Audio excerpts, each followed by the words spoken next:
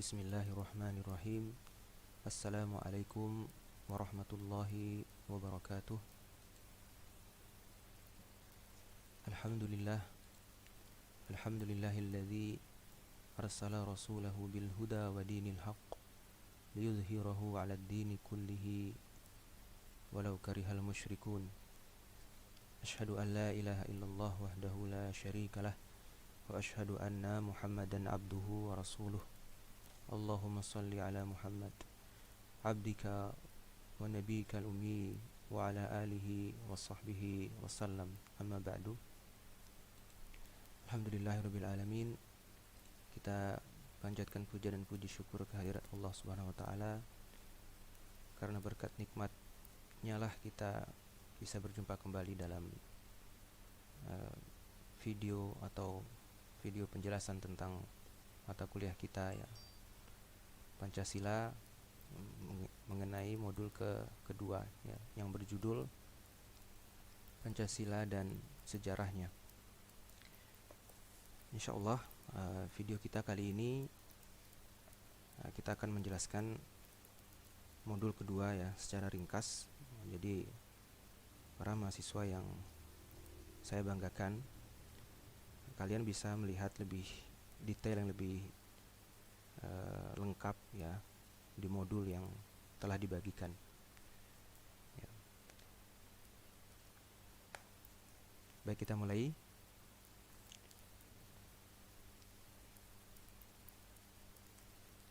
Ya, seperti yang bisa kita baca bersama di sini, ya, Presiden pertama kita dahulu pernah berkata tentang sejarah, ya, bahwa jangan sekali-kali melupakan sejarah, ya, disingkat jas merah biasanya, ya.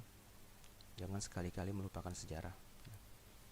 Makna di balik perkataan ini adalah Presiden Soekarno saat itu mengajak kita untuk selalu melihat sejarah, ya, terutama dalam kehidupan kenegaraan. Karena siapapun dia, ya, baik perseorangan maupun sekelompok orang, apalagi negara, ketika mereka ingin mengembangkan diri mereka ke depan, maka mereka wajib melihat dan selalu belajar dari sejarah. Mereka yang tidak memahami sejarah, maka sesungguhnya mereka tidak mengetahui apa yang terjadi saat ini. Dan otomatis mereka yang tidak mengetahui apa yang terjadi saat ini tentu tidak akan bisa mengembangkan, tidak bisa merancang masa depan. Demikianlah, ya. Sehingga ketika negara ini baru merdeka dan para founding fathers, ya, merancang dasar negara, mereka berusaha menjadikan dasar negara itu berasal dari nilai-nilai yang sudah ada di negeri ini, di Nusantara, ya, yang telah berkembang sejak dahulu.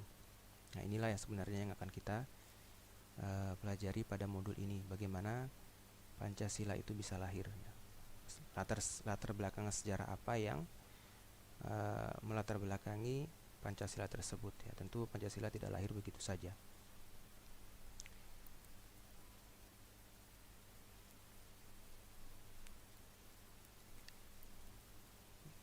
Ya, bisa dikatakan Pancasila, nilai-nilai yang ada di dalam Pancasila sebagai dasar negara itu berasal dari kristalisasi nilai-nilai bangsa yang sudah ada sebelumnya di Nusantara, ya.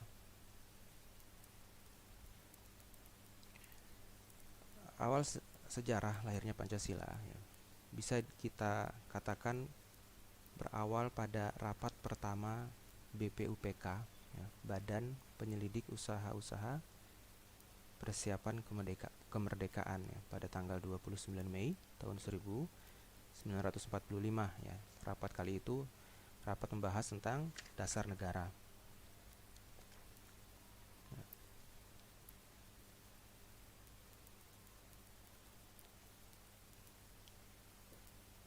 Ketika mereka membahas dasar negara apa yang harus dipakai, ya, untuk mendirikan negara Indonesia di atasnya itu, mereka bersama-sama telah memahami, ya, bahwa bangsa yang besar tentu memiliki landasan yang mereka berdiri dan melangsungkan proses ketatanegaraannya di atasnya. Dan mereka juga memahami bahwa bangsa yang besar memiliki nilai-nilai dan pandangan dunia yang bisa membentuk cita-cita atau tujuan mereka mendirikan negara dan bangsanya. Ya.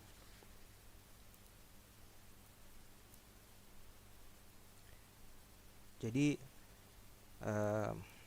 pada saat itu ya, sekilas penjajah kolonial Belanda karena mengalami rentetan kekalahan pada Perang Dunia pada tahun 1942 menyerahkan Indonesia ke tangan Jepang. Ya, yang saat itu memenangkan perang Asia Timur Raya. Ya. Mulailah Jepang menduduki Indonesia dari tahun 1942 sampai 1945. Nah, menjelang kemerdekaan Indonesia ya, yaitu sekitar bulan Agustus 1945, Jepang mengalami kekalahan. Nah, pada saat itulah Indonesia memproklamasikan kemerdekaannya. Tapi jauh sebelum itu, sekitar bulan April, Jepang pernah berjanji bahwa akan menghadiahkan kemerdekaan kepada Indonesia. Ya, menghadiahkan dalam tanda kutip ya, karena sebenarnya kemerdekaan ini bukanlah sebuah hadiah, tapi sebuah perjuangan ya dari kaum muslimin. Mayoritas kaum muslimin Indonesia saat itu yang berjuang mengusir penjajah Jepang. Berjanji menghadiahkan kemerdekaan dengan membentuk sebuah badan bernama Dokuritsu Zunbi Chosakai atau BPUPKI ya, Badan Penyelidik Usaha-usaha Persiapan Kemerdekaan, yang memang dibentuk untuk mengadakan rapat pertemuan untuk membahas dasar negara. Nah, disitulah dimulai para founding fathers ya, orang-orang yang terkemuka di negeri ini untuk membahas ya persiapan kemerdekaan Indonesia. Ya, rapat pertama mereka dimulai pada tanggal 29 Mei tahun 45.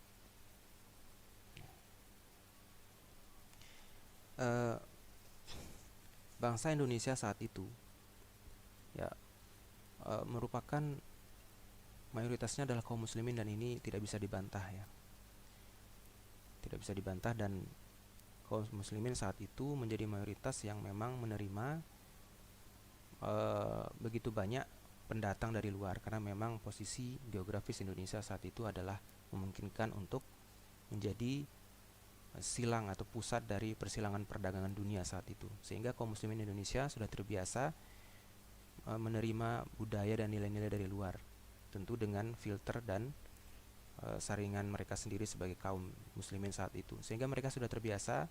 Dan ketika mereka, para founding fathers ini, membicarakan dasar negara ya, mereka berusaha mengumpulkan nilai-nilai apa sebenarnya yang paling penting yang bisa dijadikan dasar negara saat itu ya. Sehingga pada akhirnya nanti terciptalah menjadi sila-sila dalam Pancasila. Nah, itu latar belakang yang bisa kita lihat. Nah, sesungguhnya ya, di banyak buku pelajaran tentang sejarah Pancasila dikatakan bahwa Pancasila itu tidak lahir begitu saja pada tahun 1945. Tapi sesungguhnya nilai-nilai yang ada di dalam Pancasila itu sudah berasal dari beratus-ratus tahun sejarah Indonesia ya, yang terkulminasi memuncak mendekati saat kemerdekaan. Nah, begitu di buku-buku yang kita baca kebanyakan ya. Tapi tentu kita lihat sebenarnya nilai-nilai yang sesungguhnya di dalam Pancasila itu, sejarah yang melatar belakanginya itu seperti apa sesungguhnya. Ya. Dikatakan bahwa nilai-nilai yang ada di dalam Pancasila itu sudah ada pada zaman purbakala dan kerajaan di Indonesia. Ya. Sehingga kita nanti dalam pembahasan video ini kita akan membagi sejarah perkembangan Pancasila itu menjadi dua pembabakan besar ya. Yang pertama adalah zaman purbakala dan kerajaan-kerajaan sampai kemerdekaan, Dan yang kedua, zaman setelah kemerdekaan sampai saat ini.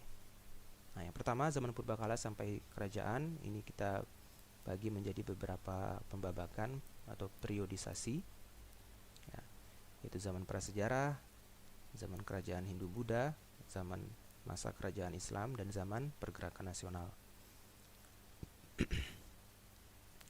Kemudian yang kedua, kita akan membahas Pancasila dan sejarahnya, itu dimulai ketika Indonesia merdeka sampai dengan saat ini, ya. Yaitu zaman kemerdekaan, kemudian datanglah zaman setelah kemerdekaan, Orde Lama, kemudian Orde Baru, dan reformasi sampai sekarang. Baik, kita mulai dari zaman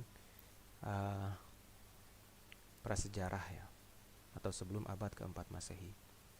Kenapa kita perlu membahas ini? Karena banyak penulisan-penulisan sejarah di Indonesia itu bisa kita katakan perlu dilihat lagi, ya, kebenaran dan keilmiahannya, ya, karena Indonesia ini adalah negara yang dijajah, ya, oleh kolonial Belanda, yang memang tidak bisa dipungkiri mereka adalah penganut Kristen Protestan, ya. Sehingga mereka sedikit banyak mempengaruhi penulisan sejarah yang ada di Indonesia, sehingga terjadilah deislamisasi, ya, deideologisasi. Nah, karena saat itu kaum muslimin, ya, dengan agama Islam menjadi pihak yang paling memberikan perlawanan kepada penjajah ini, sehingga apapun dilakukan oleh penjajah Protestan Belanda untuk memanipulasi penulisan sejarah, ya, kalau tidak bisa memanipulasi, paling tidak membelokkan haluannya, ya, membumbui dengan hal-hal yang tidak benar dan lain sebagainya. Sehingga ini harus kita bahas, ya. Di buku-buku tentang sejarah Pancasila dikatakan bahwa nilai-nilai yang ada dalam Pancasila seperti ketuhanan, kemanusiaan, persatuan, kerakyatan, dan keadilan itu dikatakan berasal dari sejarah Indonesia yang lampau, ya, dimulai pada zaman prasejarah, ya, yaitu zaman sebelum adanya tulisan, sebelum abad keempat, karena dipercaya, ya, tulisan pertama yang ditemukan di Indonesia itu ditemukan pada abad keempat, ya, pada abad keempat, yaitu prasasti peninggalan kerajaan Kutai Kertanegara. Pada saat itu kepercayaan di Indonesia, ya, kepercayaan spiritual orang-orang di Indonesia saat itu adalah animisme dan dinamisme, ya. Animisme itu kepercayaan kepada roh-roh, ya, yang mendiami tempat-tempat di bumi seperti sungai, pohon, gunung, batu, ya. Kemudian dinamisme, kepercayaan bahwa segala sesuatu itu memiliki kekuatan yang mempengaruhi kehidupan manusia. Nah, inilah kepercayaan yang mewarnai, ya, bangsa Indonesia saat itu sebelum datangnya agama-agama ke Indonesia. Di buku-buku sejarah ditulis bahwa pada saat itu manusia sudah mengenal Tuhan, ya, sehingga dikatakan bahwa nilai-nilai ketuhanan inilah yang juga mewarnai sila pertama dari Pancasila, ya. Ya, bagi yang mengatakan ini, ya, mereka beranggapan bahwa kekuatan-kekuatan yang mereka percayai saat itu, ya, adalah Tuhan, ya. Padahal menurut kepercayaan kita sebagai kaum muslimin tentu itu bukan Tuhan. Nah, sehingga ini perlu diluruskan di sini bahwa betulkah sila pertama dalam Pancasila itu terinspirasi dari nilai-nilai ketuhanan yang sudah ada sejak zaman sebelum abad keempat ini. Nah, nanti kita akan dalami lebih jauh, ya. Kemudian datanglah agama ke Indonesia, yaitu agama Hindu-Buddha, ya. Dimulailah kerajaan Hindu-Buddha di Indonesia, yaitu sekitar abad ke-5 sampai abad ke-15. Dimulai oleh yang besar, ya, banyak kerajaan Hindu-Buddha, kita bahas yang besar saja. Pertama adalah kerajaan Hindu Kutai, ya, di Kalimantan sekitar abad ke-4, abad ke-5, ya, tahun 400-an, itu abad ke-5. Kemudian kerajaan Buddha Sriwijaya dengan budaya maritimnya sekitar tahun 600-700, ya. Kemudian yang ketiga, kerajaan besar yang ketiga dikatakan kerajaan Hindu Majapahit. Nah, masing-masing kerajaan ini menurut sejarahnya, menurut data tertulis yang bisa ditelusuri dari kerajaan ini, mereka telah mengenal adanya sistem pemerintahan. Sistem pemerintahan ya, kerajaan dengan pemerintahannya, dengan peraturannya. Mereka juga tentu membawa agamanya. Nah, jadi dikatakanlah bahwa Pancasila juga terinspirasi dari nilai-nilai kerakyatan.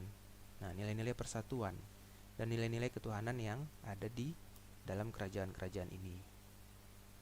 Bahkan dan ini juga merupakan satu usaha deislamisasi sejarah ya.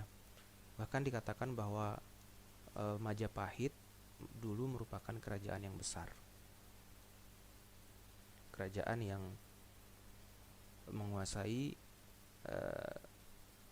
Nusantara dan bahkan sampai ke Filipina dan Thailand. Begitu yang kita dapatkan dari tulisan-tulisan sejarah yang kebanyakan ya, bahwa patih mereka yang terkenal yaitu Gajah Mada pernah berkata tidak akan berhenti sebelum menyatukan Nusantara. Padahal ini perlu ditinjau lebih lanjut ya, karena banyak juga tulisan yang membuktikan bahwa sebenarnya Majapahit ini tidak pernah menguasai daerah-daerah di luar Jawa, karena hanya di Pulau Jawa lah ditemukan peninggalan-peninggalan kerajaan ini ya. Di pulau-pulau lain di Nusantara tidak ditemukan karya monumental ya dari Majapahit. Kemudian dikatakan bahwa Pancasila, kata Pancasila itu sudah ada sejak zaman Majapahit. Kata Pancasila ini ditemukan dalam kitab yang ditulis pada saat itu ya. Kata-kata seperti Bhinneka Tunggal Ika, Nusantara hingga Pancasila itu sudah ada pada periode ini. Tiga istilah itu konon katanya telah terdapat dan termuat dalam kitab Negara Kertagama ya, karangan Empu Prapanca, dan buku Sutasoma karangan Empu Tantular. Meski kata Pancasila di buku itu dengan pemaknaan yang tentu berbeda dengan sekarang ya. Saat itu Pancasila bermakna Pancasila adalah bahasa Sanskerta ya, bermakna pelaksanaan kesusilaan yang 5, yaitu tidak boleh melakukan kekerasan, tidak boleh mencuri, tidak boleh berjiwa dengki, tidak boleh berbohong, dan tidak boleh mabuk minuman keras. Nah, begitulah yang dikatakan dalam buku-buku sejarah bahwa Pancasila ini asal katanya sudah ada sejak zaman Majapahit. Perlu diluruskan di sini bahwa kerajaan Majapahit ya memang pernah menguasai beberapa wilayah di Nusantara. Ya, pernah menguasai beberapa wilayah di Nusantara. Dengan bukti-bukti tulisan bahwa ada beberapa daftar negara-negara kecil ya yang menjadi atau berada di bawah kekuasaan Majapahit saat itu. Tapi sebenarnya ya banyaknya nama raja dan nama wilayah di bawah kekuasaan Majapahit saat itu sebenarnya tidak berarti besarnya kekuasaan mereka. Ya, memang banyak negara-negara kecil atau wilayah-wilayah kecil yang mereka kuasai, tapi itu bukan berarti luasnya wilayah mereka. Ya.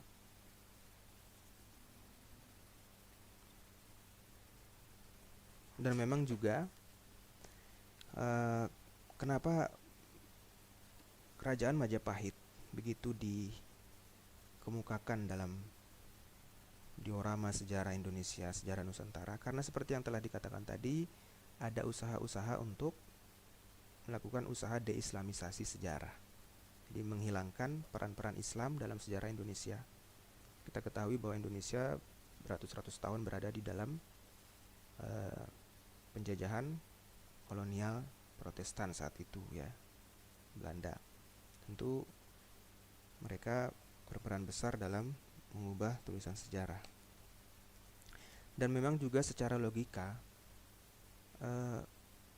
waktu runtuhnya Majapahit, yaitu sekitar tahun 1476 atau 78 abad ke-15, itu sangat jauh sekali dengan waktu proklamasi Indonesia tahun 1945 ya, ada sekitar 500 tahun ya, hampir 500 tahun jarak antara periode ini. Sehingga jika dikatakan proklamasi itu dijiwai oleh kerajaan Majapahit, ini tentu pernyataan yang perlu dibuktikan secara ilmiah, ya. Karena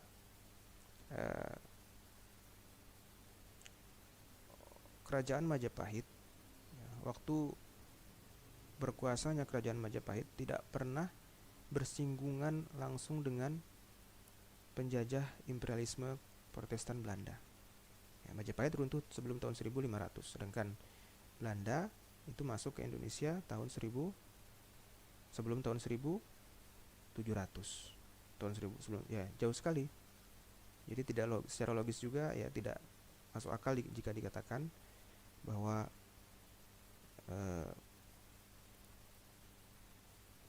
bangsa ya yang paling berperan besar dalam mengusir penjajah Protestan Belanda itu bukan umat Islam. Ini sungguh pernyataan yang aneh jika dikatakan bukan umat Islam yang memiliki peran terbesar.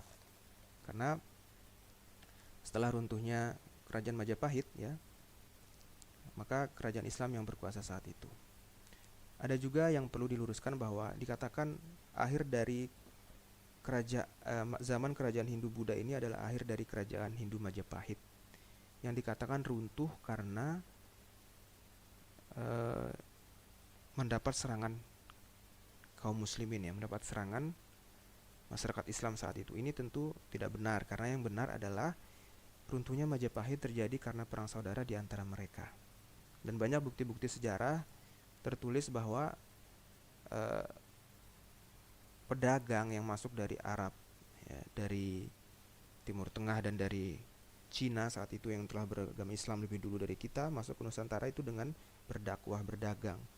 Ya, meskipun saat itu kerajaan Majapahit merupakan kerajaan yang berkuasa, ya, tapi catatan sejarah membuktikan bahwa mereka tidak menolak para pedagang Islam itu. Ya, proses dakwah terus berlangsung saat itu.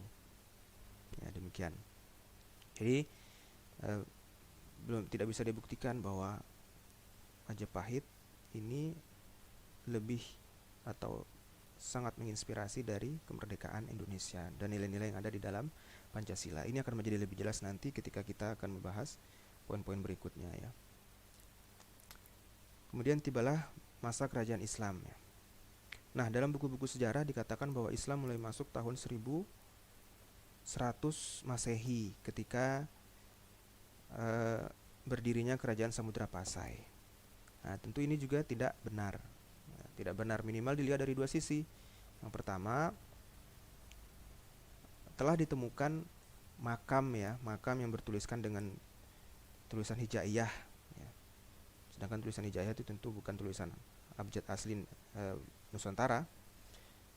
Telah ditemukan makam di Jawa, di Pulau Jawa, yang menggunakan huruf hijaiyah sekitar abad ke-7, ya, yaitu sekitar tahun 600-an. Jadi ini bisa dikatakan Islam sudah masuk ke Nusantara bahkan sekitar 100 tahun sejak wafatnya Rasulullah Shallallahu Alaihi Wasallam. Ya, sudah masuk ke dalam Nusantara meskipun belum langsung, tentu saja tidak langsung mendirikan kerajaan. Dan ini adalah alasan yang kedua, ya, selain ditemukan tadi makam yang bertuliskan tulisan hijaiyah, alasan kedua, tidak mungkin masa Islam itu dimulai langsung dengan kerajaan, tidak mungkin. Kerajaan itu tidak langsung berdiri, pasti ada prosesnya.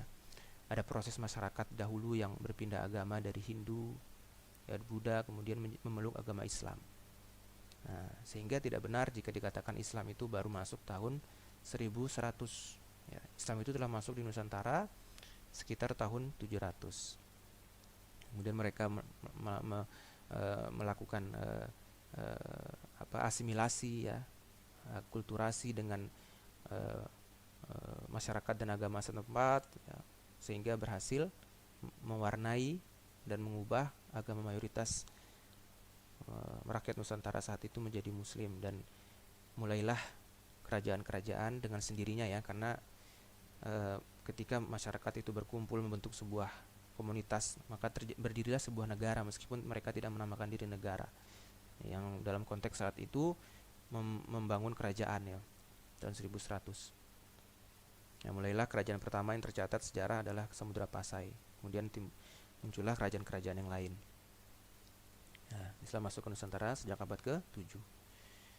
Nah, mulai saat itulah Islam membentuk pandangan dunia baru masyarakat Nusantara, termasuk ke dalam Pancasila. Ya.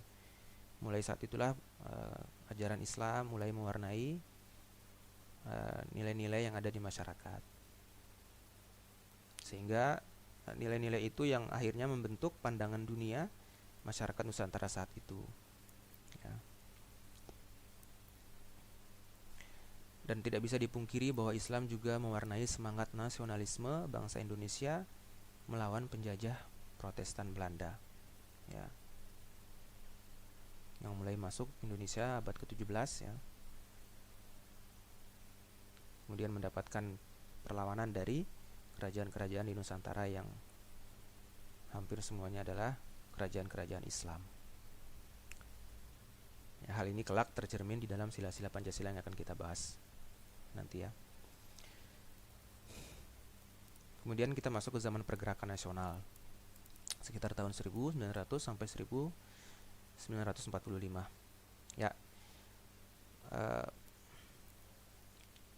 kita ketahui bahwa penjajah Kristen awalnya masuk dengan misinya menyebarkan ideologi imperialisme, ya, menguasai, mengeksploitasi, ya, dan menjajah wilayah yang didatanginya. Pada sekitar tahun 1400 sampai 1500, ya, di Eropa saat itu yang berkuasa adalah agama Kristen, ya, dengan kepausannya. Nah, saat itu paus menyetujui untuk merestui, ya, untuk agar negara-negara itu mengadakan ekspansi ke seluruh dunia yang mereka kenal dengan imperialisme. Imperial itu raja maksudnya, ya.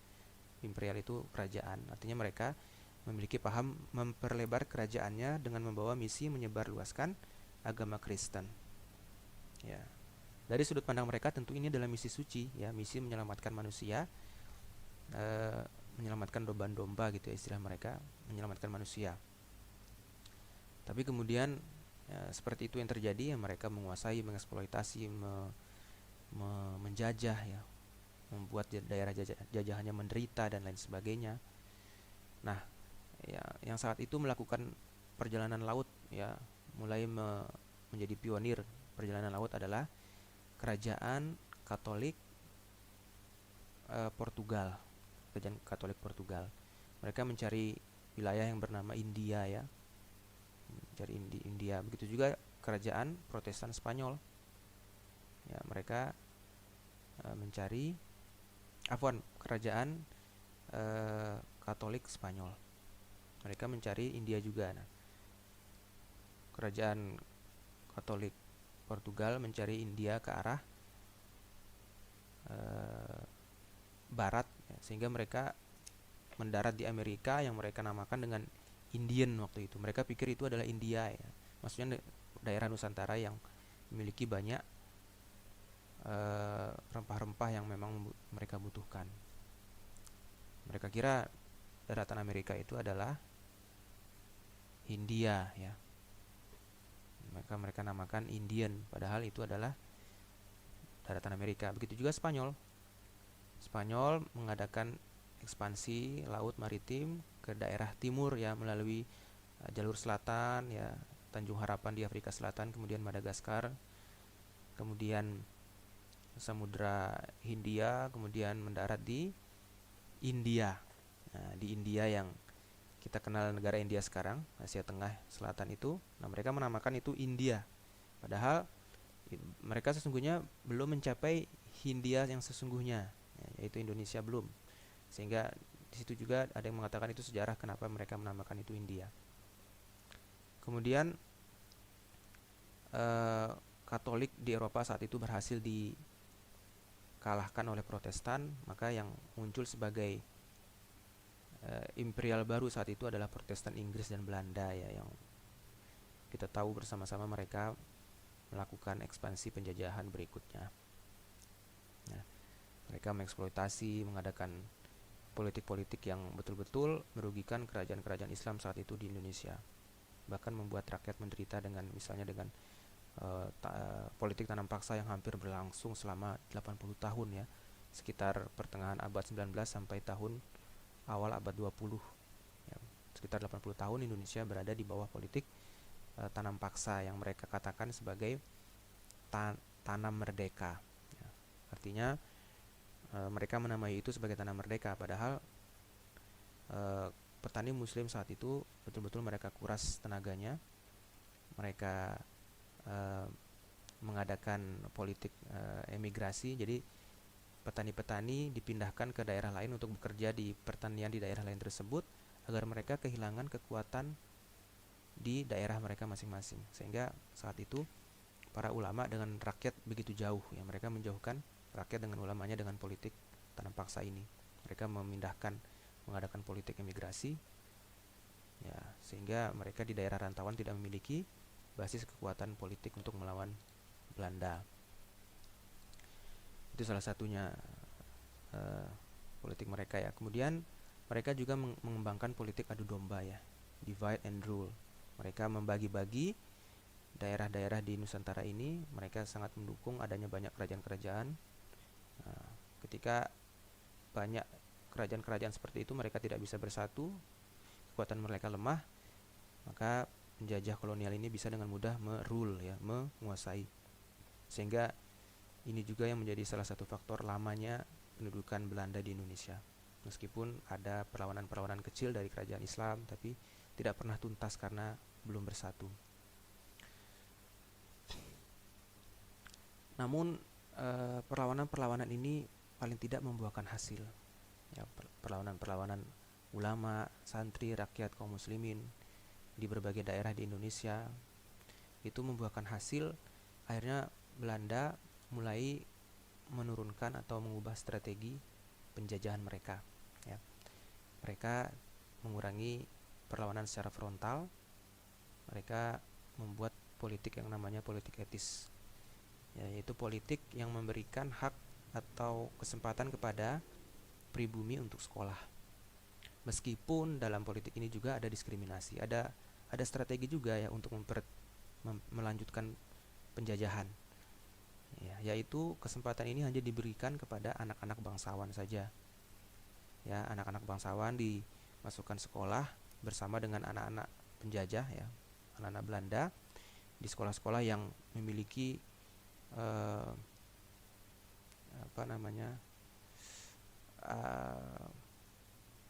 anggaran dana yang besar, ya. Sedangkan anak-anak rakyat kaum muslimin yang miskin itu dipisahkan sekolahnya. Sehingga dengan pemisahan sekolah ini, mereka dengan bebas menanamkan ideologi, ya, bahwa bangsawan itu berbeda dengan rakyat biasa. Nah, dari sini mereka mulai juga menanamkan penjajahan mereka secara pemikiran, ya, mengurangi perlawanan senjata tapi memerangi pemikiran rakyat Indonesia saat itu. Namun politik etis ini menjadi bumerang bagi mereka, ya. Kaum cendekiawan cerdik pintar kita yang belajar ke Belanda, ya, atau yang belajar di sekolah-sekolah Belanda di Nusantara berbalik melawan mereka, ya, dengan saat itu membangkitkan semangat nasionalisme untuk melawan Belanda ini. Ya, tentu juga karena adanya peran ulama dan santri. Ya, salah satunya adalah munculnya Syarikat Islam, ya, yang awal-awalnya adalah untuk menyaingi. Syarikat Islam ini adalah kongsi dagang, ya, menyaingi penjajah Protestan Belanda saat itu yang menguasai ekonomi, ya. Tapi kemudian Syarikat Islam ini berkembang menjadi gerakan politik di Nusantara, karena memang dengan sendirinya, ya, gerakan-gerakan nasional saat itu memiliki tujuan untuk mengusir penjajah, sehingga apapun berubah menjadi gerakan politik. Salah satu contoh yang mereka lakukan adalah misalnya mereka tidak pernah mau menggunakan bahasa Belanda, ya, Syarikat Islam ini. Mereka selalu menggunakan bahasa Indonesia dalam semua proses organisasi mereka. Mereka anti dengan menggunakan bahasa Belanda. Kemudian juga lahir Sumpah Pemuda, ya. Mereka mulai menyadari bahwa perlunya adanya persatuan, sehingga perjuangan mereka beratus-ratus tahun itu akan membuahkan hasil ya, tidak seperti tahun-tahun sebelumnya yang kandas karena mereka berjuang masih bersifat kedaerahan. Itulah zaman pergerakan nasional ya, mulai timbulnya gerakan-gerakan nasional yang membangkitkan nasionalisme untuk melawan penjajah Belanda. Kita masuk ke tahap berikutnya, para mahasiswa yang saya banggakan. Zaman berikutnya adalah zaman kemerdekaan ya, dimulai pada tahun 1942 kemudian sampai tahun kemerdekaan kita, yaitu ketika Belanda menyerahkan Indonesia kepada Jepang.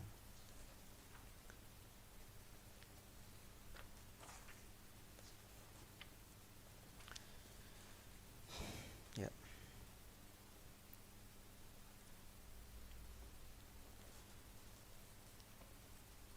Zaman kemerdekaan ini kita bisa katakan dimulai saat berdirinya BPUPK pada tanggal 29 April tahun 45 ya. Yang dikatakan sebagai hadiah dari Jepang ya, padahal kalau dilihat hakikatnya tentu tidak. Kita tidak mau dikatakan kemerdekaan adalah hadiah dari Jepang.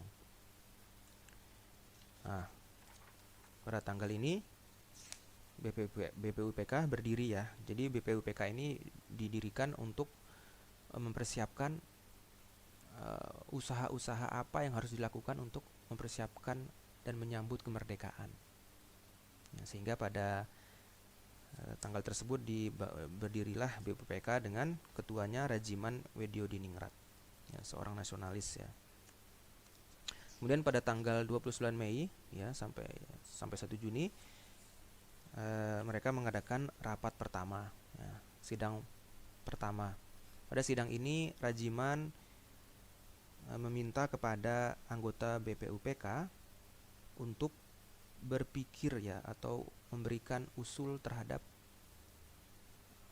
dasar-dasar negara ya. Muncullah beberapa tokoh saat itu dengan pemikirannya, diantaranya Muhammad Yamin ya, kemudian Profesor Supomo, dan tentu saja Insinyur Soekarno ya. Saat itu Muhammad Yamin mengemukakan dasar negara ya, 5 dasar negara, yaitu peri kebangsaan, peri kemanusiaan, peri ketuhanan, dan peri kerakyatan dan kesejahteraan sosial secara lisan ya. Kemudian secara tertulis dia juga mengajukan 5 hal ya sebagai dasar negara. 1. Ketuhanan yang Maha Esa, persatuan Indonesia, rasa kemanusiaan yang adil dan beradab. 4. Kerakyatan yang dipimpin oleh hikmat kebijaksanaan dalam permusyawaratan perwakilan. 5. Keadilan sosial bagi seluruh rakyat Indonesia. Ya, jadi usul yang disampaikan Muhammad Yamin antara usul lisan dan usul tertulisnya terdapat perbedaan. Kemudian Profesor Supomo juga mengemukakan ya 5 dasar, yaitu ketuhanan, kemanusiaan, persatuan, permusyawaratan, keadilan, dan kesejahteraan. Ya. Tentu banyak usul-usul saat itu yang masih mentah dan perlu dipikirkan lebih jauh karena saat itu masih berupa ide, sehingga pada tanggal 1 Juninya ya, 1 Juni Insinyur Soekarno tampil dan mengemukakan usulnya ya. Kalian para mahasiswa yang saya banggakan bisa membaca pada modul ya, di situ dengan jelas tertulis rentetan sejarah peristiwa-peristiwa yang terjadi dalam rapat 1 Juni ini. Salah satu diantaranya adalah Soekarno yang berkata bahwa dia mengusulkan ya, yang dinamakan dengan filosof Grondslag ya, atau dasar falsafah dari Indonesia. Dia berkata bahwa kelima hal yang dia sebut Pancasila itu berisi nilai-nilai ya, pikiran yang sedalam-dalamnya, jiwa hasrat ya, yang di atasnya didirikan gedung Indonesia yang kekal dan abadi, yang berasal dari kristalisasi nilai-nilai yang sudah ada di Nusantara. Nah, itu kata beliau Soekarno. Apa kelima hal itu? Secara singkat ya, beliau mengatakan bahwa kelima hal itu adalah kebangsaan Indonesia, kedua beri kemanusiaan atau internasionalisme, 3 mufakat atau demokrasi, 4 kesejahteraan sosial, 5 ketuhanan ya, 5 ketuhanan. Nah, inilah 5 hal yang menjadi cikal bakal Pancasila saat itu. Kemudian waktu bergulir terus ya, karena usul-usul tentang dasar negara saat itu masih belum jelas ya, sehingga anggota BPUPK terutama Soekarno ya berinisiatif untuk membentuk panitia kecil. Maka pada sekitar tanggal 18 sampai 21 Juni itu dibentuk 2 panitia ya, panitia 8 yang beranggotakan 8 orang, dan kemudian pada waktu berikutnya Soekarno juga mengusulkan panitia kecil yang bersifat tak resmi yang beranggotakan 9 orang ya, yaitu yang terkenal dengan nama panitia 9. Orang-orangnya adalah Insinyur Soekarno sendiri, kemudian Muhammad Hatta, 3 Muhammad Yamin, 4 Ahmad Subarjo, 5 Abi Kusno Cokro Suyoso, 6 Abdul Kahar Muzakir, ke-7 Kiai Haji Wahid Hashim, 8 Haji Agus Salim, dan terakhir Alexander A. Maramis. Nah, inilah ke-9 orang yang dikenal dengan panitia 9. Nah, saat itu mereka mengadakan rapat ya untuk merumuskan calon dasar negara, calon konstitusi negara. Ya. Sehingga pada tanggal 22 Juni tahun 1945 mereka berhasil merancang pembukaan Undang-Undang Dasar 1945. Mereka berhasil merancang pembukaannya ya. Pembukaannya yang dikenal dengan nama Piagam Jakarta. Nah, dengan nama Piagam Jakarta. Nah, dalam Piagam Jakarta ini ada 4 alinea ya. Nah, yang menjadi kontroversi adalah alinea terakhir ya. Di mana kita bisa lihat bersama di sini Pancasila ada di dalam alinea keempat ini ya. Di situ tertulis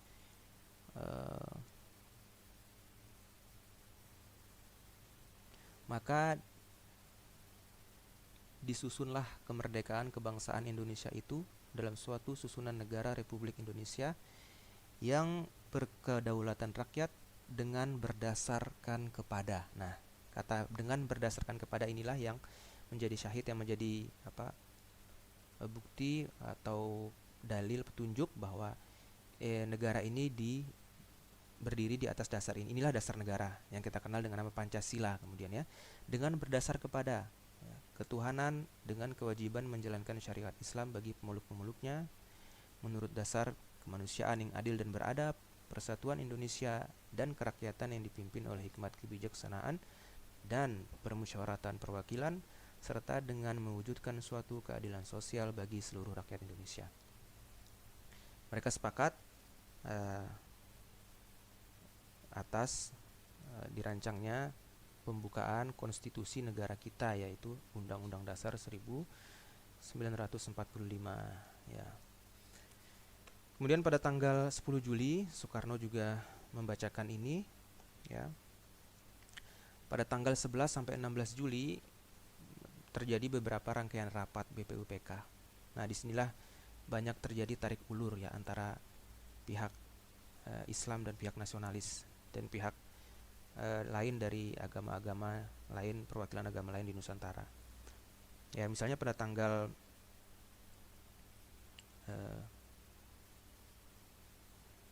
11 Juli ya, terjadi rapat yang cukup terjadi ketegangan di dalamnya ya. Saat itu pihak Kristen mempersoalkan rumusan Piagam Jakarta itu dan menyampaikan keberatan terutama terhadap 7 kata ya. 7 kata maksudnya dengan kewajiban menjalankan syariat Islam bagi pemeluk-pemeluknya. Ini dimaksud dengan 7 kata. Menurut Kristen ya, pihak Kristen saat itu, pencantuman tersebut dapat menimbulkan benih-benih pengutamaan agama tertentu ya, yaitu yang mereka maksud Islam. Dan dapat ditafsirkan secara macam-macam sebagai agama negara. Mereka tidak mau agama negara adalah agama Islam.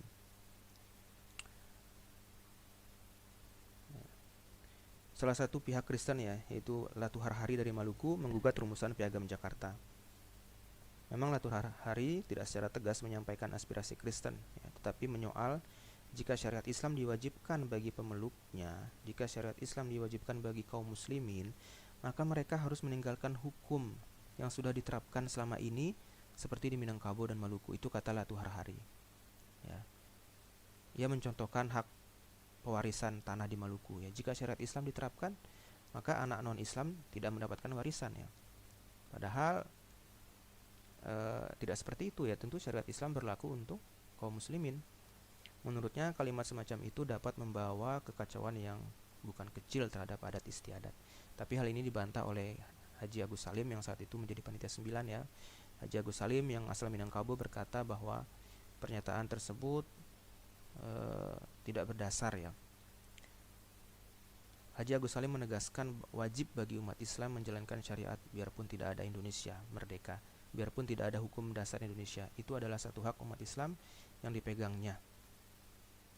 Ya, memang kemerdekaan beragama sudah dicantumkan di dalam batang tubuh Undang-Undang Dasar 1945 pada pasal 29. Di situ dituliskan tentang kemerdekaan untuk memeluk agama. Jadi sebenarnya 7 kata dalam Piagam Jakarta ini sama sekali tidak melanggar konstitusi, karena kewajiban menjalankan syariat Islam bagi pemeluk-pemeluknya. Ya. Kemudian secara singkat pada rapat tanggal 13 Juli, ya, Wahid Hashim, ya, mengusulkan agar presiden adalah orang Indonesia asli yang beragama Islam.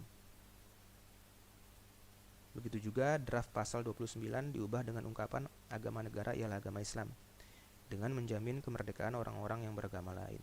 Tapi usul Wahid Hashim ini disarankan tidak dilanjutkan oleh Agus Salim, karena usul itu berarti mementahkan lagi kesepakatan yang telah dibuat sebelumnya, ya, tanggal 22 Juni, bahwa presiden bahwa agama negara tidak dicantumkan agama negara ialah agama Islam. Ya. Pada rapat 14 Juni, ya, pada rapat 14 Juli, Ki Bagus Hadikusumo, tokoh Muhammadiyah, kembali mengangkat usul Kiai Sanusi yang meminta agar frasa bagi pemeluk-pemeluknya dalam Piagam Jakarta dihapuskan saja. Jadi bunyinya ketuhanan, sila pertama, ya, ketuhanan dengan kewajiban menjalankan syariat Islam. Nah, usul dari Ki Bagus Hadikusumo ini diingatkan oleh Soekarno agar tidak diteruskan karena nanti akan melanggar kesepakatan sebelumnya, ya, tanggal 22 Juni. Sehingga kandas lagi harapan umat Islam saat itu untuk melakukan atau mengupayakan nilai-nilai Islam di dalam Piagam Jakarta, di dalam konstitusi.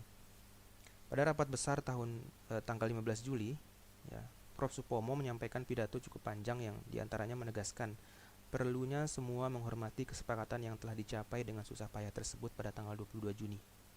Ya, Supomo menekankan bahwa negara memperhatikan keistimewaan penduduk terbesarnya, yaitu penduduk yang beragama Islam. Ya. Jadi Supomo mengingatkan kembali untuk kembali saja pada kesepakatan awal, ya. Toh juga umat Islam telah diberikan keistimewaan dalam Piagam Jakarta tersebut. Meskipun pada tanggal itu, ya, tanggal 15 Juli terjadi juga perdebatan di sidang, ya. Tokoh NU Kiai Haji Maskur misalnya mengusulkan agar pada batang tubuh Undang-Undang Dasar pasal 28 diganti saja dengan rumusan agama resmi bagi Republik Indonesia ialah agama Islam. Usul Kiai Haji Maskur tersebut kemudian sempat memanaskan sidang. Perdebatan yang panas pun tidak dapat dihindarkan. Ya, Ki Bagus tokoh Muhammadiyah sampai harus menegaskan kembali, ya. Nah, para mahasiswa bisa membaca di modul, ya, halaman 26. Pada rapat BPUPK tanggal 16 Juli, Soekarno kembali tampil sebagai juru bicara untuk menengahi polemik sebelumnya. Ya, dalam pidato yang cukup panjang, Soekarno antara lain menyatakan, ya, pidatonya yang agar semua pihak kembali kepada perjanjian yang sudah dibuat sebelumnya tanggal 22 Juni, ya, ketika mereka menyepakati Piagam Jakarta, ya, pembukaan Undang-Undang Dasar dan batang tubuhnya dan pasal-pasalnya. Pro kontra dapat diredakan oleh Soekarno sebagai pemimpin rapat meminta dengan meneteskan air mata, ya. agar setiap golongan menanggalkan kepentingannya masing-masing demi persatuan Indonesia ya, karena saat itu Indonesia sama sekali belum merdeka ya.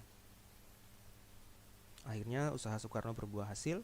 Piagam Jakarta yang kemudian menjadi rancangan pembukaan Undang-Undang Dasar 45 akhirnya disetujui dengan tetap mempertahankan pencantuman 7 kata. Jadi jika melihat rentetan sidang dan rapat yang penuh perdebatan itu, sesungguhnya kita bisa menyepakati bahwa rumusan Piagam Jakarta sebenarnya telah diterima sebagai preambul atau pembukaan Undang-Undang Dasar ya. Karena itulah kesepakatan dan kompromis ya, antara golongan kebangsaan dan golongan Islam saat itu. Kemudian proses sejarah terus berlanjut ya. Pada tanggal 9 Agustus 45 dibentuklah PPKI ya, Panitia Persiapan Kemerdekaan Indonesia ya.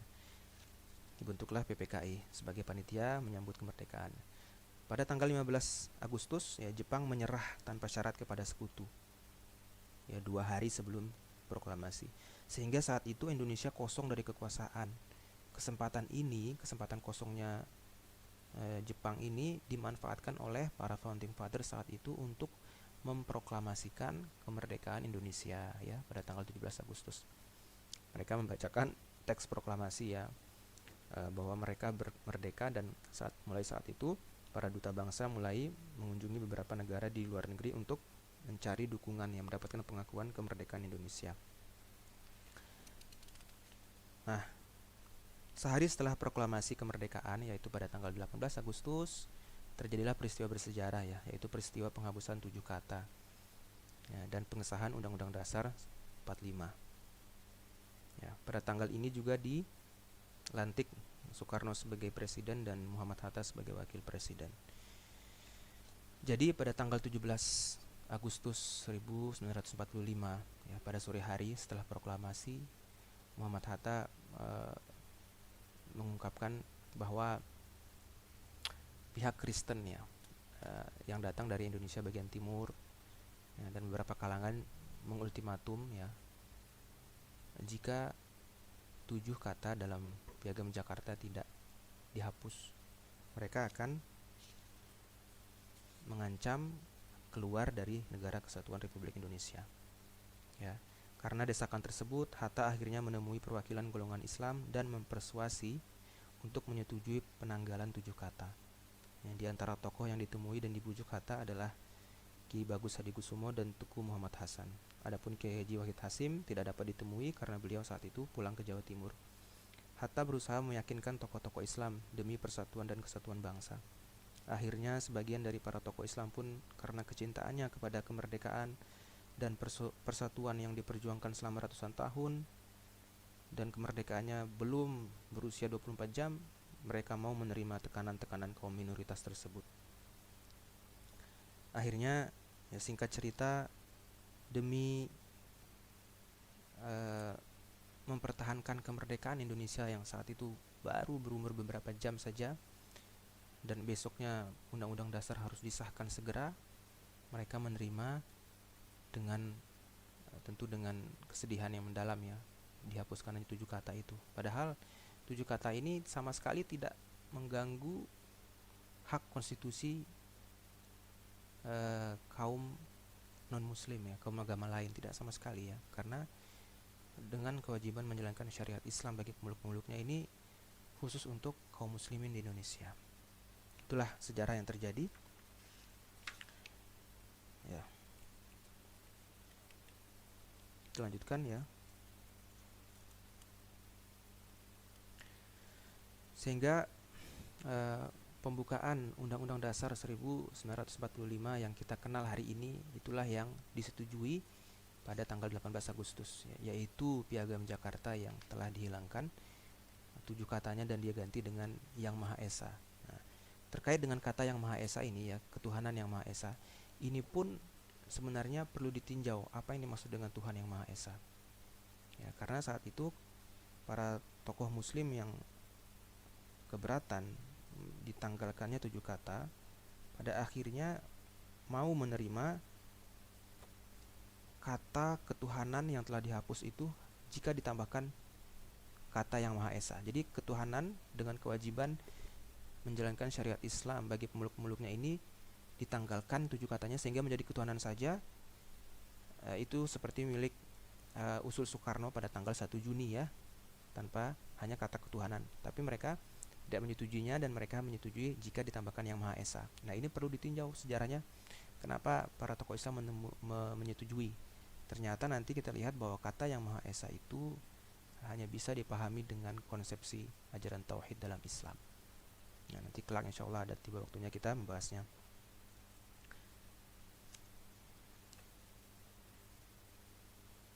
Ya, kata Kiai Haji Saifuddin Zuhri ya, tokoh NU yang juga pernah menjabat Menteri Agama, menulis tentang dihapuskannya 7 kata ini ya.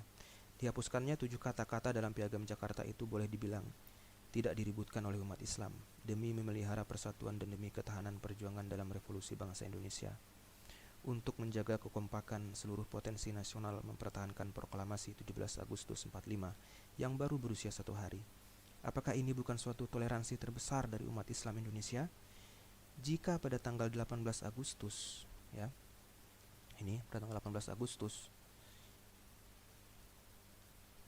yaitu tatkala Undang-Undang Dasar 45 disahkan, umat Islam ngotot mempertahankan 7 kata-kata dalam Piagam Jakarta, barangkali sejarah akan menjadi lain.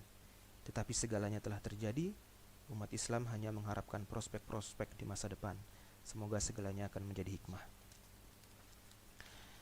Muhammad Nasir ya, sebagai seorang pahlawan nasional RI pernah bertutur terkait peristiwa penghapusan 7 kata dari Piagam Jakarta sebagai rancangan Undang-Undang Dasar ini. Beliau berkata, utusan tersebut tidak untuk mengadakan diskusi tentang persoalannya, hanya menyampaikan satu peringatan, titik, tak perlu bicara lagi. Terserah apa pesan diterima atau tidak, asal tahu apa konsekuensinya. Ini berupa ultimatum. Ultimatum bukan saja terhadap warga negara yang beragama Islam di Indonesia, tetapi pada hakikatnya terhadap Republik Indonesia sendiri yang baru berumur 24 jam. Hari 17 Agustus adalah hari proklamasi, hari raya kita. Hari 18 Agustus adalah hari ultimatum dari umat Kristen Indonesia bagian timur. Kedua-dua peristiwa itu adalah peristiwa sejarah. Kalau yang pertama kita rayakan, yang kedua sekurang-kurangnya jangan dilupakan. Menyambut hari proklamasi 17 Agustus kita bertahmid, menyambut hari besoknya 18 Agustus kita beristighfar. Insya Allah umat Islam tidak akan lupa. Nah, itulah sekelumit sejarah yang terjadi seputar disahkannya Undang-Undang Dasar 45. Kita ke periode berikutnya, yaitu pada zaman Orde Lama ya. Ya, Orde Lama sebenarnya dimulai pada tahun 59 ya, sampai tahun 66. Tapi karena dari tahun 1945 sampai tahun 1966 yang menjadi presiden adalah Soekarno, maka kita satukan yang menjadi periode Orde Lama ya. Pada awal-awal merdekanya Indonesia terjadi instabilitas politik. Ya, pada saat itu secara ringkas terjadi beberapa kali pergantian kabinet ya. Belum sempat kabinet yang satu menjalankan program kerjanya, segera diganti oleh kabinet yang lain. Kenapa terjadi seperti ini? Karena saat itu Indonesia baru berusia beberapa tahun, sedangkan saat itu Belanda setelah menang perang di Perang Dunia Kedua kembali berusaha ingin masuk ke Indonesia. Ya, kembali berusaha mencengkramkan tangannya ke Nusantara. Sehingga politik saat itu betul-betul tidak stabil dan pemerintahan yang didirikan saat itu betul-betul dilakukan untuk masih mempertahankan kemerdekaan yang masih muda. Ya.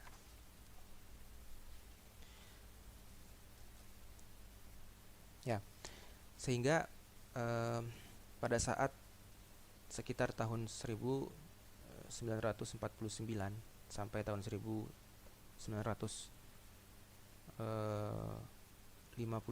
ya,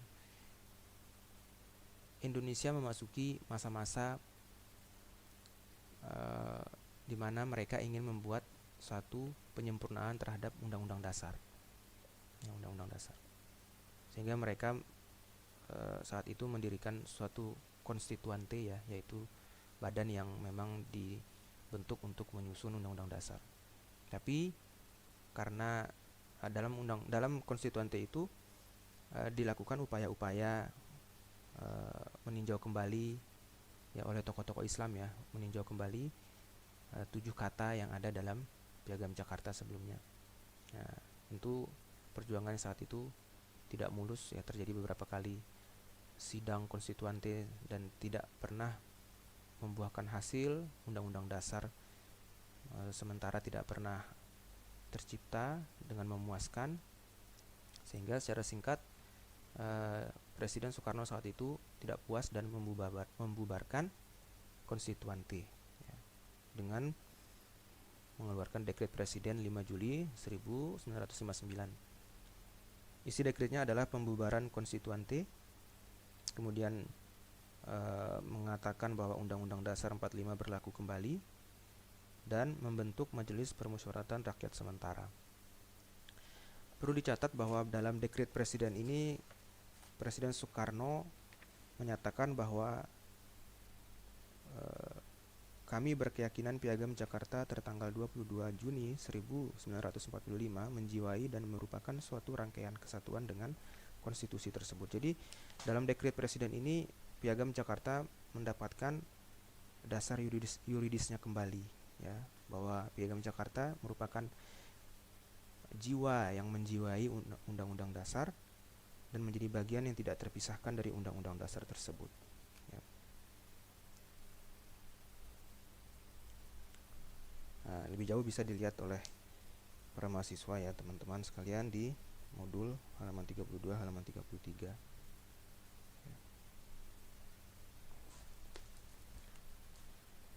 Kemudian ketika dekret Presiden ini keluar, maka yang berlaku kembali adalah Undang-Undang Dasar 45. Dimulailah masa demokrasi terpimpin ya. Dalam masa ini Soekarno betul-betul melakukan hegemoni penafsiran terhadap Pancasila ya. Soekarno yang saat itu betul-betul terinspirasi dengan Nasakom ya, nasionalis Islam dan komunisme, berusaha menjadikan penafsiran Pancasila ini berdasarkan nilai-nilai Nasakom ini ya, yang dikenal dengan Manipol Usdek ya, manifestasi politik ya. Nah, Manipol Usdek ini yang dijadikan sebagai penafsiran Pancasila. Nah, secara singkat apa yang dilakukan Soekarno ini memberikan angin segar bagi komunisme saat itu untuk berusaha memasukkan nilai-nilai komunisnya ke dalam negara kita ya. Kita tahu komunisme adalah ajaran anti Tuhan. Mereka berusaha menawarkan penafsiran kepada sila pertama ketuhanan yang Maha Esa dengan penafsiran bebas beragama. Bagi mereka bebas beragama ini adalah bebas tidak memilih agama ya, alias anti Tuhan atau anti agama. Nah, sehingga inilah awal runtuhnya rezim Soekarno ya, karena saat itu umat Islam memerangi habis-habisan ajaran komunis ini yang mencoba menyusup masuk ya, menawarkan ideologi dia yang anti Tuhan ya, dengan kedok bebas memilih agama. Maksudnya bebas tidak memilih, bebas tidak beragama. Akhirnya karena bisa dikatakan kelalaian ini, akhirnya terjadi peristiwa yang bersejarah, yaitu G30 SPKI ya. Saat itu Presiden Soeharto yang mengantongi surat perintah Super Semar 5 Maret, surat perintah Super Semar dengan bantuan kaum muslimin ya, memenjarakan dan menangkap orang-orang yang terlibat dengan komunisme di Indonesia, dan secara resmi mulai saat itu ajaran komunisme dilarang di negara kita. Dan mulai saat itulah orde baru memerintah di Indonesia. Ya. Kemudian mulailah Presiden Soeharto menjadi presiden di Indonesia karena prestasi, dalam tanda kutip prestasi beliau yang telah membersihkan Pancasila dari membersihkan komunis ajaran komunisme, nilai-nilai komunisme dalam penafsiran Pancasila dan produk-produk hukum di Indonesia, maka ini tentu memberikan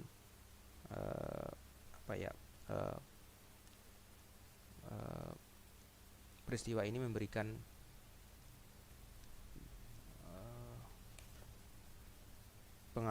memberikan pengalaman yang berarti bagi Soeharto untuk memantapkan posisi beliau sebagai presiden di Indonesia saat itu. Nah, umat Islam saat itu bisa dikatakan sangat berbahagia dan gegap gempita karena Presiden Soeharto berkomitmen untuk membersihkan ajaran komunisme dari Indonesia. Tapi itu tidak berlangsung lama, ya, tidak berlangsung lama karena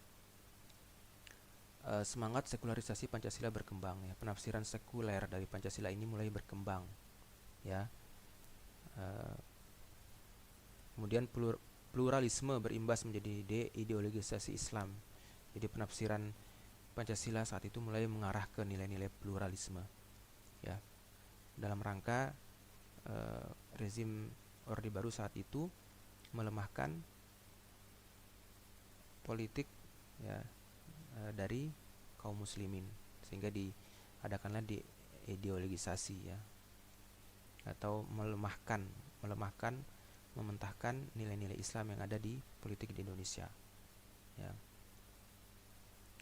Salah satu strateginya adalah strategi nativisasi, ya, untuk membendung pengaruh Islam. Strategi nativisasi ini adalah usaha untuk mengajak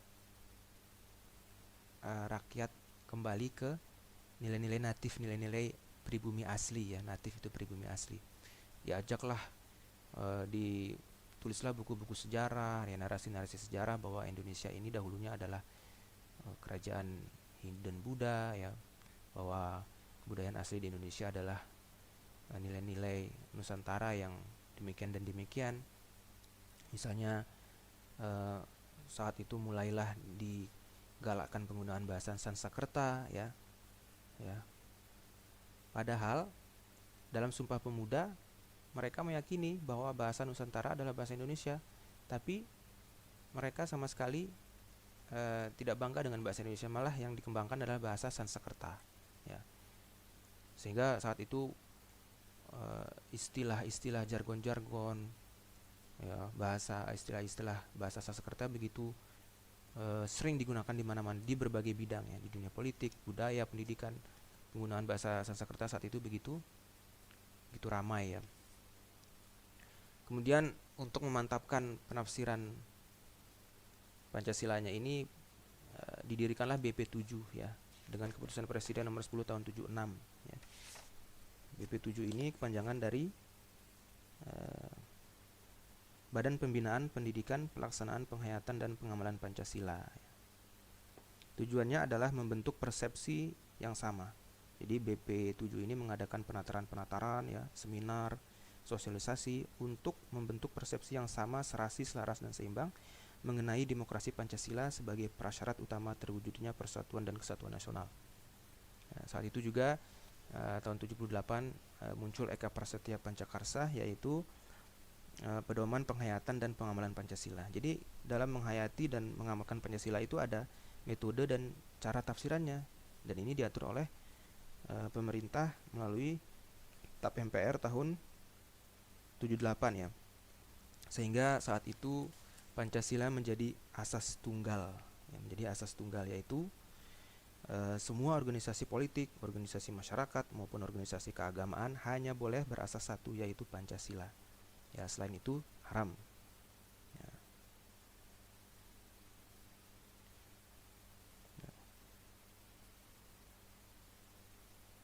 Ya.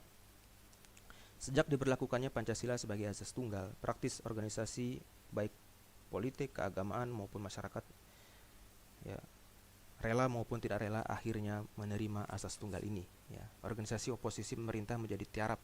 Golkar sebagai partai resmi pemerintah didirikan, aspirasi Islam ditampung oleh satu jalur wadah MUI yang didesain mengabdi pemerintah, dan akhirnya partai PPP maupun PDI dikebiri aspirasinya dengan secara resmi menerima asas tunggal Pancasila, ya.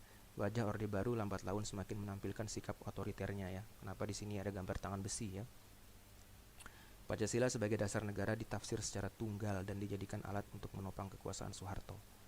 Jadi saat itu ibaratnya Pancasila itu dijadikan alat pukul ya untuk orang-orang yang berusaha memberikan kritik atau saran atau ya masukan-masukan terhadap perbaikan Indonesia saat itu ya. Stabilitas politik dijadikan tameng yang ampuh menekan kelompok-kelompok oposisi demi langgengnya praktik kebijakan Orde Baru yang dipenuhi oleh KKN, kolusi korupsi nepotisme. Namun kondisi ini pun menemukan batasnya, suara-suara kerinduan maupun tuntutan akan suasana keterbukaan demokrasi menemui momentumnya ya. Akhirnya pada tanggal 21 Mei Soeharto lengser ya. Nah, pada tahun 82 Pancasila menjadi asas tunggal. Nah, dimulailah reformasi ya. Dengan turunnya Soeharto dan diganti oleh Wakil Presiden Habibie saat itu. Nah, di awal-awal era reformasi ini terjadi trauma terhadap Pancasila ya. Apa-apa yang berbau Pancasila dianggap otoriter ya, kejam, keras dan diktator ya. Sehingga Pancasila di masa-masa awal reformasi ini mendapat image yang buruk dari masyarakat Indonesia. Tapi kemudian karena banyaknya permasalahan kebangsaan yang muncul di awal-awal masa reformasi ini, akhirnya mereka mulai era keterbukaan berpendapat dan mengemukakan aspirasi. Ya, dimulailah dilakukan gerakan-gerakan untuk revitalisasi Pancasila ya, merejuvenasi nilai-nilai Pancasila, artinya menghidupkan ya, meremajakan, merefresh, mengingat kembali nilai-nilai Pancasila yang sesungguhnya. Karena pada saat awal-awal reformasi ini ya, keterbukaan ketika pada sebelumnya aspirasi sangat dikekang ya, ada pers sedikit yang memberitakan masalah kenegaraan yang menyerang akan dibredel, maka pada saat reformasi ini sebaliknya, era yang betul-betul terbuka terhadap aspirasi, sehingga ini juga berdampak negatif ya. Pada saat ini muncul berbagai manipulasi berita ya, fitnah, provokasi di mana-mana. Ini efek dari keterbukaan yang kebablasan ya. Nah, meskipun begitu ya, pada zaman reformasi ini revitalisasi Pancasila terus-menerus diusahakan.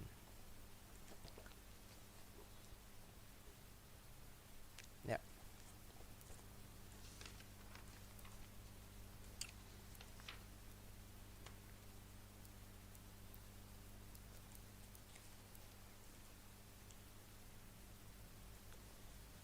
Ya, sekarang kita akan membahas tentang nilai-nilai Islam ya, tentang yang ada dalam pembahasan modul ya, nilai-nilai Islam yang bisa kita jadikan konsep untuk membahas satu yang ada dalam modul ya. Nah, hal yang bisa kita ambil dari modul tadi adalah berbicara tentang keadilan ya, bahwa di dalam Pancasila itu ada keadilan. Nah, Islam sendiri memiliki konsep tentang keadilan ini ya.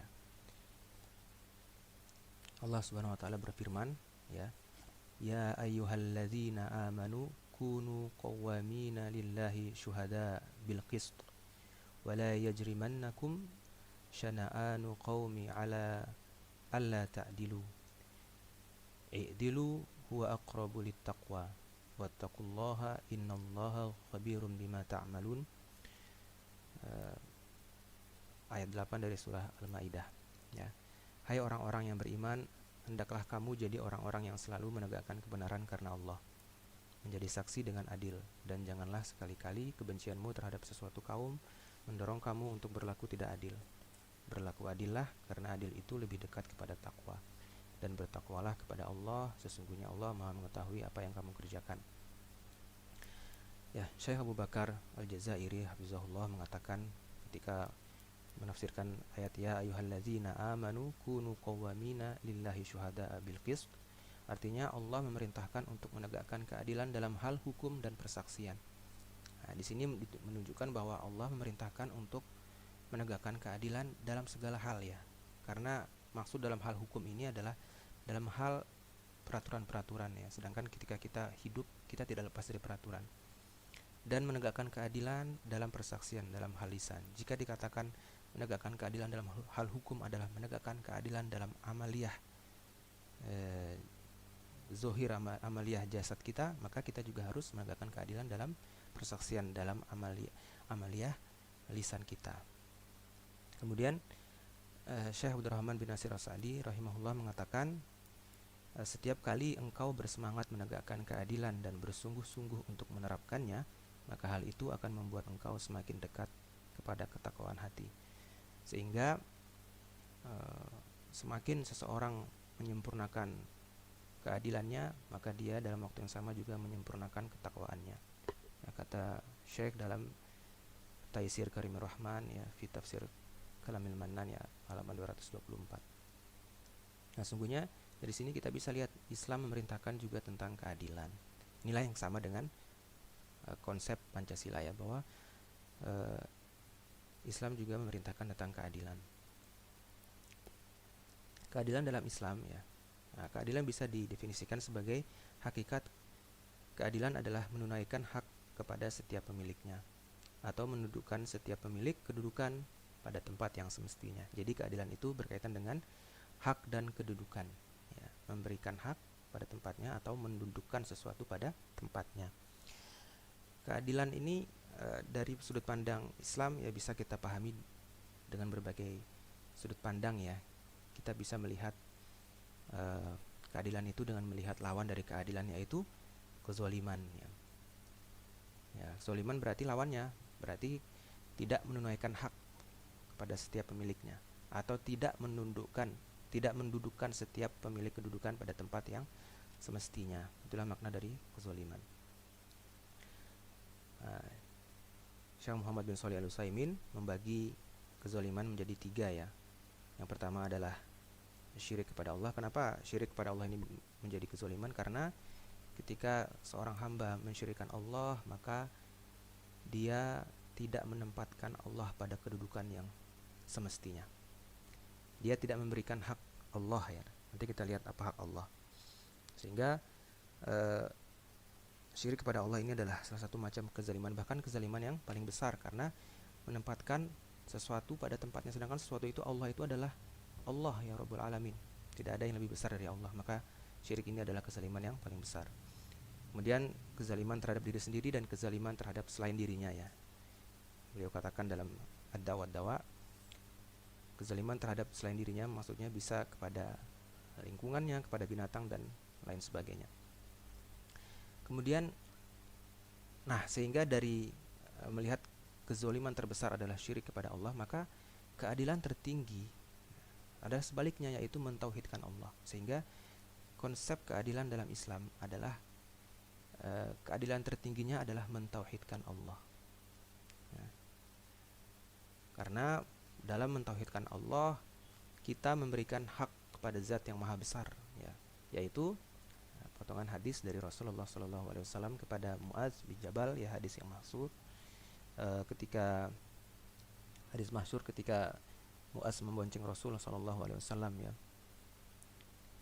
haqqullahi 'alal 'ibad an ya'buduhu wa la yusyriku bihi syai'a ya.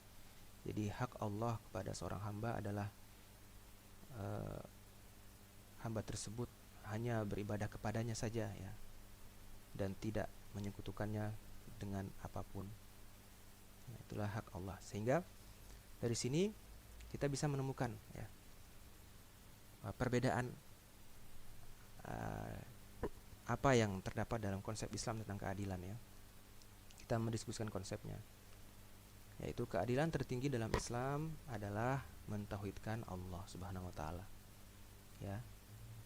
Kita ketahui bahwa dalam Pancasila dalam modul pertama sudah dikatakan bahwa setiap sila itu dijiwai oleh sila yang lainnya. Sila keadilan, kemanusiaan yang adil dan beradab itu dijiwai oleh ketuhanan yang Maha Esa. Tapi di situ tidak jelas ya. Kemanusiaan yang adil dan beradab di situ dalam Pancasila bermakna bahwa setiap manusia berhak memilih agamanya masing-masing dan beribadah menurut kepercayaannya itu. Ya. Kemudian makna yang lain juga, setiap manusia tidak boleh memaksakan agamanya kepada yang lain. Nah, itulah makna keadilan dalam Pancasila. Begitu juga dengan keadilan sosial ya bagi seluruh rakyat Indonesia, sila kelima. Itu maknanya adalah meratanya ekonomi ya, kemudian tidak boleh melakukan monopoli ekonomi terhadap masyarakat atau rakyat yang lain, seperti itu. Itulah keadilan dalam Pancasila. Tapi perbedaannya dalam konsep Islam, keadilan tertinggi dalam Islam adalah mentauhidkan Allah. Ya, tidak berhenti pada keadilan pada manusia saja. Tapi sesungguhnya keadilan yang tertinggi adalah kita mentauhidkan Allah Subhanahu wa taala ya. Al-Imam Ibnul Qayyim rahimahullah mengatakan Allah Subhanahu wa taala memberitakan bahwa Dia mengutus para rasulnya, menurunkan kitab-kitabnya supaya manusia menegakkan al-qist, yaitu keadilan. Salah satu di antara bentuk keadilan yang paling agung, paling tinggi adalah tauhid. Ia adalah pokok terbesar keadilan dan pilar penegaknya. Sedangkan syirik adalah kezaliman yang sangat besar, sehingga syirik merupakan kezaliman yang paling zalim, sedangkan tauhid merupakan keadilan yang paling adil. Ya. Demikianlah konsep keadilan dalam Islam. Sebagai penutup terakhir, ada sebuah pesan ya. Kita sebagai anak bangsa seharusnya tidak perlu risau dan tidak mudah termakan berbagai jenis ultimatum yang biasanya mewarnai pembahasan suatu produk peraturan yang dianggap berbau Islam. Bangsa ini perlu mengkonsentrasikan diri pada hal-hal yang besar untuk dihadapi bersama. Syariat Islam perlu dipahami dengan benar dan proporsional dan tidak perlu dijadikan sebagai ancaman yang harus ditakutkan. Jika diterapkan dengan cara dan strategi yang benar, syariat Islam justru bisa memperkaya Pancasila dan menjadi awal kebangkitan bangsa Indonesia menjadi bangsa yang besar. Demikian yang bisa disampaikan dalam pembahasan modul 2 ini, Pancasila dan sejarahnya. Jika ada hal-hal yang ingin didiskusikan, ditanyakan, kita bisa melanjutkan di pertemuan kita di Zoom atau di kelas secara langsung. Semoga yang dijelaskan tadi bisa dipahami dengan maksimal, bisa memberikan inspirasi, pemahaman yang benar terhadap Pancasila dan sejarahnya, dan tentu saja terakhir bisa menjadi ilmu yang bermanfaat ya. Itu saja, jazakumullah khairan ya. Kita tutup pertemuan kita pada video kali ini dengan doa kafaratul majlis. Subhanakallahumma wa bihamdik, asyhadu an la ilaha illa anta, astaghfiruka wa atubu ilaik. Wa sallallahu wasallam ala nabiyyina Muhammadin wa ala alihi wa sahbihi ajma'in. Wa akhiru da'wana anil hamdulillahi rabbil alamin. Assalamualaikum warahmatullahi wabarakatuh.